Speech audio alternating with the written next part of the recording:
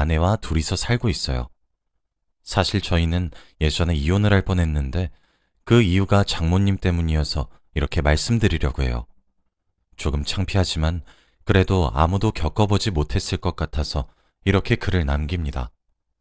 저는 장가를 조금 늦게 갔어요. 38살에 갔는데 저는 그때 여자친구가 있었고 직장도 괜찮았는데 주위에서는 왜 이 나이가 되도록 결혼을 안 하냐고 뭐라고 하곤 했죠.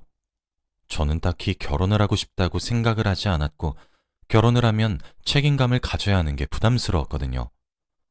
그래도 저는 여자친구와 10년 동안 연애를 해서 이 사람만큼 잘 맞는 사람도 없었고 이 사람 아니면 다른 여자랑도 결혼을 하지 않을 거라는 생각을 가지고 있었어요. 여자친구는 32살인데 저는 그녀를 너무 사랑했고 10년이 지나도 애정이 식지 않았어요. 여자친구도 30살이 넘어가니까 주위에서 결혼을 부추기는지 그날따라 결혼에 대해 진지하게 말을 하더군요. 오빠, 결혼에 대해서 어떻게 생각해? 결혼은 언제쯤 하고 싶어? 라며 저와 결혼을 하고 싶은지 계속 눈치를 주곤 했죠. 여자친구랑 결혼은 하고 싶지만 제가 책임져야 할 사람의 수가 늘어가고 한 집안의 가장이 된다는 게 너무 걱정이 돼서 솔직히 나는 결혼은 너무 하고 싶은데 사실 아직 잘 모르겠어. 가장이 되는 게 너무 무섭고 두려워. 아내를 내가 지켜야 한다는 게 걱정되네. 여자친구는 제 말을 듣고 한동안 말이 없었고 원래 가족은 서로를 지켜주는 거야, 오빠. 혼자서 마음의 짐을 짊어지려고 하지 마. 오빠, 나랑 결혼해 줄래? 라고 청혼을 하더라고요. 저는 갑작스런 여자친구의 청혼에 무척 놀랐고 저를 위해 따뜻한 말을 해준 그녀가 고마웠어요. 너 나랑 결혼해도 후회 없겠어? 당연하지. 내가 10년 동안 봐온 남잔데. 그리고 오빠 아니면 내가 누구랑 결혼해? 여자친구의 확실한 말에 저희는 미래를 함께하기로 약속했습니다. 결혼을 하기 전에 양가 부모님께 인사를 드리러 각자의 집에 방문하게 되었어요. 저희가 사귄 지 10년이 됐다 보니 이미 양가에서는 저희가 결혼을 하게 될 걸 알고 계셨나 봐요. 그래서 저희 집은 무난하게 허락을 받았죠. 여자친구의 집에 방문하는 날이 되었는데 저는 자주 놀러 가던 여자친구 집이지만 왠지 그날따라 굉장히 긴장이 되면서 손이 떨리더라고요. 여자친구는 저의 손을 잡아주며 오빠, 너무 긴장하지 마. 엄마 너무 좋아하실 거야. 라고 하고 저는 여자친구의 집으로 들어갔습니다. 여자친구의 부모님은 어릴 적에 이혼을 하셔서 여자친구와 어머니 둘이서 살아요. 그래서 혼자 계시는 어머니가 저를 마음껏 반겨주시면서 어휴, 장서방 아냐? 왜 이렇게 바리바리 싸들고 왔어?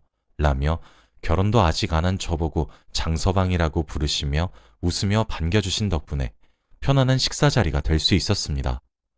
어머니는 제가 사이가 되는 게 좋으신지 밥을 한 숟갈 뜰 때마다 숟가락에 반찬을 가득 올려주셨고 장서방 천천히 먹어, 체할라 라고 하시고 저를 빤히 쳐다보셨죠. 처음에는 저를 좋아하셔서 반가운 마음에 그러신가 보다 했지만 점점 어머니의 눈길이 부담스러워졌고 저는 웃음기가 점점 사라지며 눈을 피하게 되었죠. 아, 괜찮아요, 어머니. 제가 스스로 먹을게요. 라며 돌려서 거절해도 어머니는 듣기 거북한 말도 서슴지 않고 하셨습니다. 저와 여자친구는 당황을 하고 엄마, 왜 그런 말을 해? 오빠 못 들은 척해. 엄마가 워낙 유별나잖아. 라고 해서 저는 웃어넘겼지만 그래서 조금 탐탁치 않았어요. 그렇게 겨우 밥을 다 먹고 자리를 뜨려고 했지만 장서방, 오늘 자고 가지? 라며 제 팔목을 잡으면서 말씀하셨죠. 아니요, 다음에 결혼하면 자고 갈게요, 어머니. 그래, 엄마, 아직 너무 일러. 결혼하고 자주 놀러 올게. 예, 너는 놀러 안 와도 돼. 우리 장서방만 오면 돼. 라고 장난스럽게 말씀하셨는데 여자친구의 표정은 딱히 좋지 않았습니다. 그렇게 여자친구의 집에서 탈출하다시피 나왔고 얼마 후 저희는 결혼식을 올렸죠. 정말 행복의 연속이었고 드디어 저만의 가정이 생긴다는 사실에 감격스러웠습니다. 저희는 신혼집에서 아무의 눈치도 받지 않고 행복하게 살고 싶었지만 장모님께서 신혼집 비밀번호를 알려달라고 하시며 연락도 없이 자주 저희 집에 오셔서 살림살이에 관여를 하셨어요. 처음에는 반찬도 주시고 청소도 해주셔서 감사했지만 점점 시간이 갈수록 한창 뜨거울 신혼에 장모님이 끼시니까 조금 불편한 감도 많이 있었죠. 아내도 그걸 느끼는지 언질하기 시작했죠. 엄마, 이제 그만 와도 돼. 우리끼리 알아서 잘해 먹어. 에이, 어린애들이 뭘 해 먹는다고. 엄마가 해준 밥이 제일 맛있는 거야. 장서방, 그렇지? 아, 예. 그렇게 거의 한 달에 10번은 넘게 저희 집에 마음대로 오셔서 저희 사이에 끼셨고, 보다 못한 아내가 비밀번호를 바꿔버렸어요. 그런데 장모님은 저에게 개인적으로 연락하셔서 비밀번호를 알려달라고 하셨기에 저는 찍소리도 못하고 알려드릴 수밖에 없었죠. 아내는 제가 너무 미웠겠지만 그래도 장모님인데 별 수 있나요? 아무튼 그렇게 평소처럼 살았어요. 사실 제 직업은 기자이기 때문에 출장이 잦아요. 특보를 위해서라면 지방이나 가끔씩은 해외도 가고, 그래서 아내와 떨어져 있을 시간이 너무 많았죠. 아내는 그런 저를 10년 넘게 봐온 사람이라 익숙해 있었습니다. 그래서 그런지 저희에게는 아이가 없었어요. 그렇게 그날도 기사거리를 취재하기 위해서 강원도로 일주일 정도 출장을 가야 했고, 아내는 아쉬워하며 조심히 잘 갔다 오라고 했죠. 저는 강원도의 한 호텔을 잡고 일주일을 묵게 되었습니다. 안 그래도 그때는 겨울이라 강원도는 너무 추웠고, 저는 하루 종일 취재를 위해 몇 시간 동안 밖에서 추위에 떨며 대기를 했기 때문에 몸이 너무 힘들고 지친 상태였어요. 그렇게 지친 몸을 이끌고 호텔로 돌아왔는데 아내가 오늘 하루를 어떻게 보냈는지 궁금하더라고요. 연애할 때는 출장이 자주 있어서 익숙하지만 결혼을 하고 나서는 처음 있는 출장이라 혼자 있을 아내가 너무 외로울 것 같았거든요. 그래서 전화를 해봤는데 아내는 바쁜지 전화를 받지 않았죠. 그래서 혼자 씻고 자려고 침대에 누운 순간 장모님에게 전화가 왔습니다. 장서방, 지금 어디야? 저 지금 강원도에 취재하러 출장 왔어요. 아, 그래? 나 지금 친구들이랑 강원도에 있는데 잘 됐다. 혹시 만날 수 있나? 중요하게 할 얘기도 있고. 아, 그래요? 그럼 어디서 뵐까요? 내가 자네 있는 곳으로 갈게. 주소 좀 문자로 보내주렴. 저는 너무 피곤하고 지친 상태였지만 장모님이 중요하게 할 얘기가 있다고 하셔서 어쩔 수 없다 생각했어요. 그래도 다행히 제가 있는 곳으로 와주신다고 하셨기에 저는 너무 감사했어요. 그렇게 30분 후 장모님께서 제가 묵은 호텔의 방으로 오셨는데 장모님의 손에는 와인이 있었습니다. 장모님, 이건 뭔가요? 뭐긴 뭐야, 와인이지. 이거 엄청 유명한 거야. 자네 오늘 추운데 열심히 일하지 않았나? 그래서 술 먹으면 몸이 좀 따뜻해지니까 몸 좀 녹일 겸 들고 왔어. 아, 그래도 저 내일 일해야 되는데. 에이, 와인 한 잔 가지고 뭘. 아, 장모님, 아까 중요하게 하실 얘기 있으시다고. 아, 그건 일단 앉아봐. 저희는 작은 탁자에 앉았고 장모님은 말씀을 하기 주저하시며 아무런 말도 하지 않으셨습니다. 장모님은 표정이 어두워지신 채 와인만 계속 따라주셨고 저는 도대체 얼마나 중요한 이야기길래 이렇게 아무 말도 안 하시는지 물어보고 싶었지만 그래도 저는 보채지 않고 따라주시는 술을 계속 먹었습니다. 점점 취기가 올라오니 장모님께서 그제서야 말씀하시더라고요. 장서방, 놀라지 말고 잘 듣게. 예, 장모님, 말씀하세요. 내가 말 안 하려고 했는데 사실 우리 딸 말이야. 요새 다른 남자가 생긴 것 같아. 네? 장난치지 마세요. 정말이야. 믿기 힘들겠지만 처음엔 우리 딸 보듬어 주려고 했는데 아무것도 모르는 장서방이 불쌍해서. 제가 전혀 안 믿으니 장모님은 휴대폰 속에 저장된 사진 한 장을 보여주셨어요. 저는 그때 술이 조금 취해서 잘 보이지 않았지만 대충 아내가 다른 남자와 함께 데이트하고 있는 사진인 것 같았죠.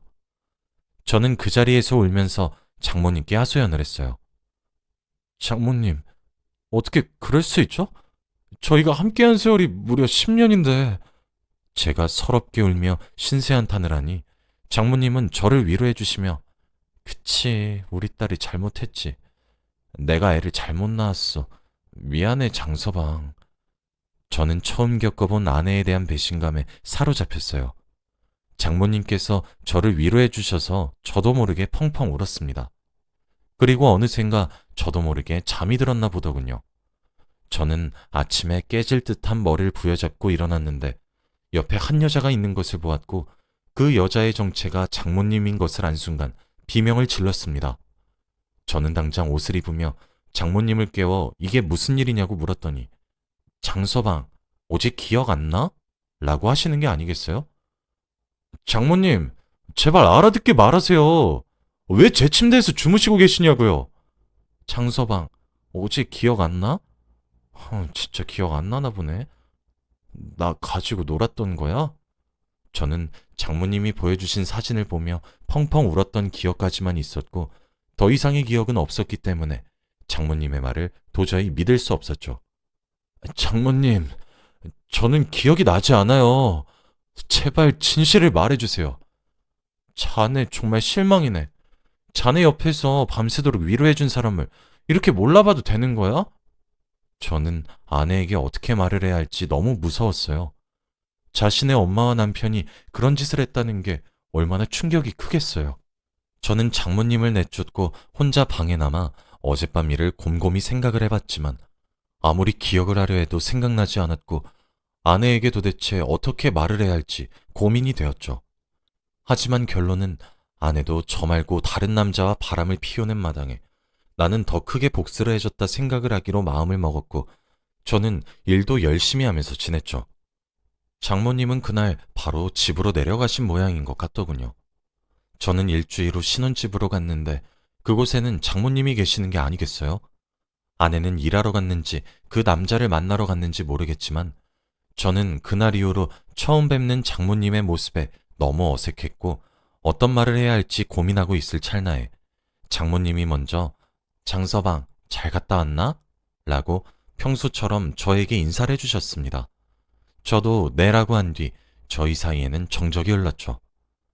장서방, 그날 일은... 장모님, 저희 그냥 없던 일로 해요. 전 사실 기억도 안 나고 못 믿겠어요. 그냥 아내한테는 말하지 말고 저희끼리 평생 무덤까지 가져가요.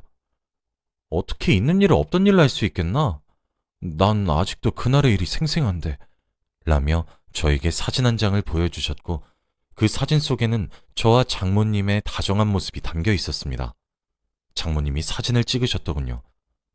장모님, 이건 대체 언제... 자네가 이렇게 말 돌릴까봐 내가 준 걸 남겨놨지. 이제 아무 말도 못하겠지? 장모님, 저 정말 기억이 안 나요. 저 원래 취해도 필름이 끊기는 성격이 아닌데 제발 아내한테 모른 척 해주세요. 지금 내 딸도 다른 남자 만나러 가는 마당에 장서방이라고 다른 여자 못 만날 이유가 있겠나? 마음 단단히 먹어, 장서방. 그래도 장모님이랑 이러는 건... 그때 비밀번호를 누르는 소리가 들렸고 아내가 현관문을 열고 집으로 들어왔습니다. 어? 여보, 엄마랑 같이 있네? 언제 집에 왔어? 저는 아내를 보자마자 화가 치밀어 올랐어요. 너 어디서 뭐하고 왔어? 라고 아내에게 윽박을 치르니 나 마트에서 장 보고 왔지. 안 보여? 아내는 마트를 진짜 다녀왔는지 손에는 장바구니를 들고 있었어요. 마트? 그 남자랑 갔다 왔냐? 그냥 아예 둘이 살림을 차리지 그래? 무슨 소리야 여보. 갑자기 왜 그래? 그 남자라니? 너 바람 핀다며. 다 알고 있으니까 솔직히 말해. 증거도 있어. 내가 바람을 핀다고? 도대체 어디서 그런 소리를 들은 거야? 증거가 뭔데? 장모님, 그때 저한테 보여주신 사진 보여주세요. 뭐? 엄마가? 엄마, 대체 오빠한테 무슨 말 했길래 오빠가 이래? 장모님은 당당히 자신의 휴대폰을 건네며 아내가 다른 남자와 있는 사진을 보여주셨고 아내는 당황하며 이게 뭐야? 오빠, 설마 믿는 거 아니지? 야, 이걸 내가 어떻게 안 믿냐? 뻔히 나와 있는데. 그냥 이제 솔직히 말해. 진짜 답답해. 오빠, 진짜 아니라구나. 너 언제까지 그렇게 발뺌할래? 지금 여기에 증거가 다 있는데. 아내는 사진을 자세히 보더니 오빠, 이거 사진 합성한 건데? 야, 이젠 아예 핑곗거리도 만들겠다 이거냐? 도대체 어디가? 저는 아내가 보고 있던 사진을 빼앗아 보니 그땐 제가 술에 취해서 제대로 보지 못했던 사진이었는데 지금 보니 정말 합성이더군요. 사진도 삐뚤하고 누가 봐도 다른 사진이랑 붙여놓은 티가 났어요. 저는 장모님을 쳐다봤어요. 장모님은 식은땀을 잔뜩 흘리고 계셨습니다. 장모님, 이게 어떻게 된 일이에요? 입이 있다면 설명 좀 해보세요. 저는 도대체 이게 무슨 일인지 궁금했고 장모님의 어깨를 잡고 마구 흔들며 물어도 장모님은 아무 말 없으셨어요. 그런데 아내가 갑자기 소리를 지르며 깨악이라고 한 뒤 장모님 휴대폰을 떨구는 게 아니겠어요? 왜? 왜 그래 갑자기? 오빠, 엄마 휴대폰에... 장모님 휴대폰에 저장되어 있던 영상은 충격적이었어요. 장모님은 저를 가지고 놀려고 시도했던 것이었어요. 하지만 자기 뜻대로 되지 않으셨는지 영상은 이내 중단되었습니다. 저는 영상이 끝나자마자 장모님에게 손이 올라갈 뻔했어요. 하지만 도저히 아내를 낳아주신 분이라 때릴 순 없었기에 화를 겨우 눌러 담고 올렸던 손을 내렸죠. 그때 아내가 엄마, 이거 뭐야? 대체 이게 뭔데? 라며 따졌어요. 저는 당연히 장모님이 사과하실 줄 알았습니다. 하지만 장모님은 오히려 뻔뻔하게 말씀하셨죠. 야, 장서방 내가 먼저 좋아했어. 내가 너보다 더 정성스럽게 대해주고 내가 더 애인 노릇 많이 했는데 왜 젊다고 네가 가져가? 라고 하시는 게 아니겠어요? 저는 너무 어처구니가 없었죠. 장서방도 나 좋아했잖아. 이렇게 나오면 나 서운해. 장서방 힘들 때 옆에서 달래준 게 누구야? 내 딸 아니고 나야. 장모님, 지금 제정신이 아니시네요. 알고 보니 장모님은 아내가 바람 피운다고 거짓말을 한 뒤 저희를 이혼하게 만들 작정이었더군요. 저를 사위로 보지 않았고 이성으로 보며 의도적으로 접근한 것이었습니다. 지금 생각해보니 결혼 전부터 계속 저를 아껴주시고 자고 가라고 하거나 힘을 써야 한다는 말들도 다 이것 때문인 것을 알게 되었죠. 저는 도저히 말이 나오지 않았지만 아내는 상황 파악을 했는지 엄마, 당장 나가! 라며 등을 떠밀었고 휴대폰을 챙기시려는 장모님을 막아서며 절대 휴대폰을 주지 않고 결국 내쫓았습니다. 집안에는 저희 둘만 남게 되었죠. 저는 아내에게 여보, 미안해. 내가 잘못했어. 라고 빌었어요. 당신이 뭘 잘못했어. 그냥 엄마 손에 놀아난 거야. 라며 아내는 다행히 제 편을 들어주며 저를 이해해 주었어요. 여보, 나 엄마 고소할 거야. 엄마 휴대폰도 나한테 있으니 증거도 있겠다. 고소할래. 아내의 선택은 너무 확고했고 저는 순순히 아내의 의견을 따르기로 결정했습니다. 평생 엄마와 단둘이 살던 딸이 한순간에 이렇게 배신을 당했는데 상처가 얼마나 컸겠어요. 그렇게 아내는 고소를 진행했는데 고소 진행 과정에서 뵌 장모님은 끝까지 저보고 우리 딸이 힘들게 하면 나한테 와 라고 말을 하셨습니다. 제 개인적인 생각이지만 장모님은 아마 정신이 온전치 않으신 것 같아요. 지금은 저와 아내는 이제 장모님과 엄마가 없다는 셈 치고 살고 있어요. 몇 년이 지난 지금은 행복하게 살려고 합니다. 아긴 없지만 그래도 둘이서 장모님 때문에 못했던 신혼생활을 즐기는 중이에요. 제 사연 들어주셔서 감사합니다.